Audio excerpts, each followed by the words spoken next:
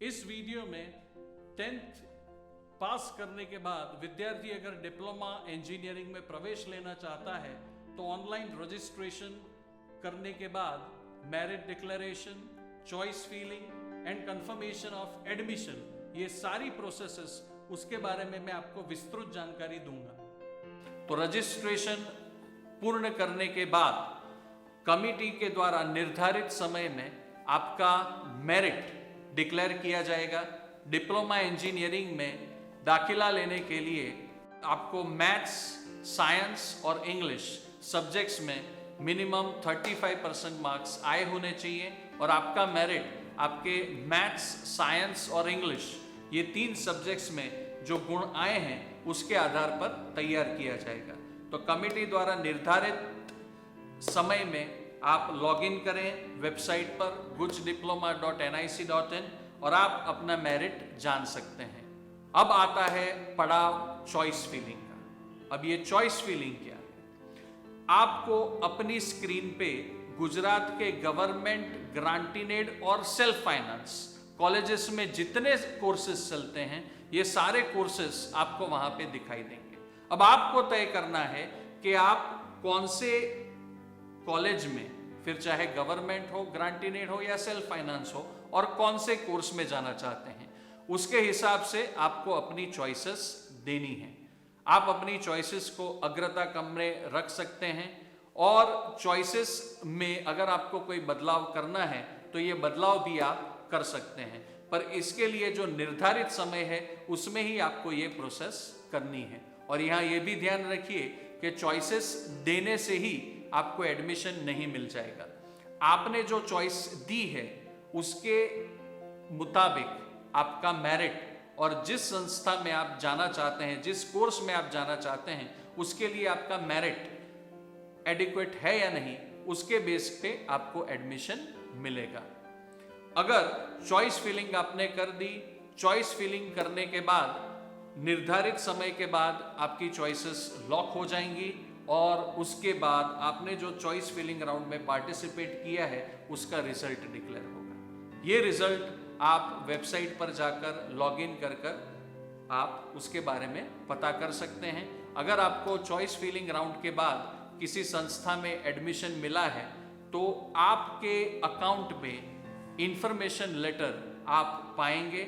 इस information letter में जिस संस्था में आपको एडमिशन मिला है उसकी सारी डिटेल्स और उसमें अगर आपको प्रवेश कंफर्म करवाना है तो उसके लिए कितनी फीस भरनी है उसकी भी डिटेल्स आप पता कर पाएंगे। अगर आप ये प्रवेश कंफर्म करना चाहते हैं तो आपको एसीपीडीसी द्वारा निर्धारित की गई हुई बैंक ब्रांच में या तो आप फिजिकली जा सकते हैं बैंक चलन की कॉपी के साथ, या अगर आप ऑनलाइन फीस पेमेंट करना चाहते हैं तो ऐसा करके आप अपना प्रवेश कंफर्म करवा सकते हैं।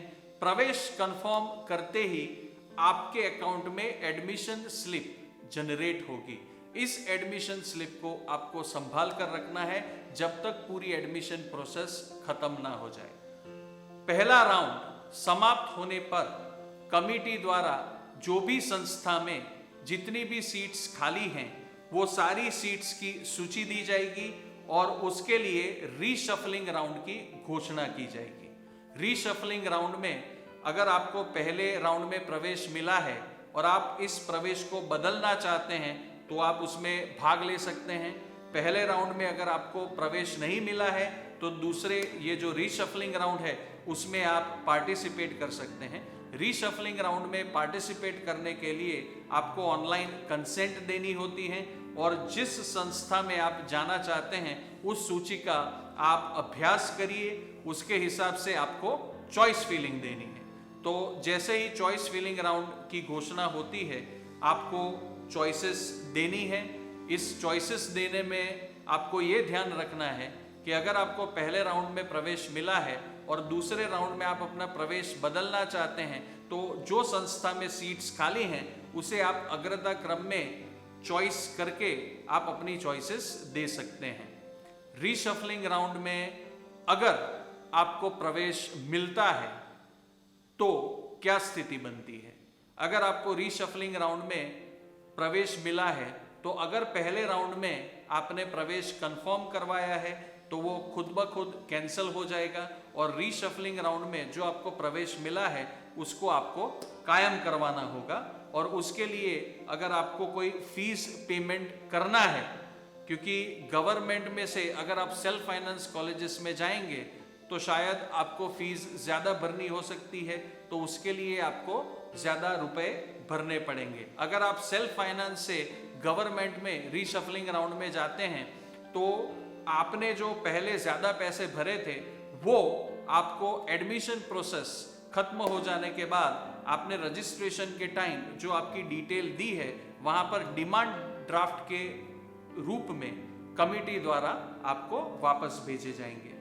रीशफलिंग राउंड में ध्यान रखिए कि अगर आपको प्रवेश मिलता है तो पहले राउंड में आपने जो प्रवेश कंफर्म करवाया है वो प्रवेश खुद ब खुद कैंसिल हो जाएगा।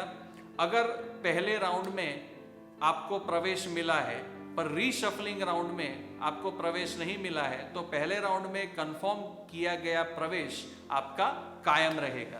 तो इस तरीके से आप चॉइस फिलिंग प्रोसेस में पार्टिसिपेट करके जो अंतिम चरण है एडमिशन अलॉटमेंट का, उसमें भाग लेकर आप डिप्लोमा इंजीनियरिंग अभ्यासक्रम की जो एडमिशन प्रोसेस है उसे पूर्ण कर सकते हैं।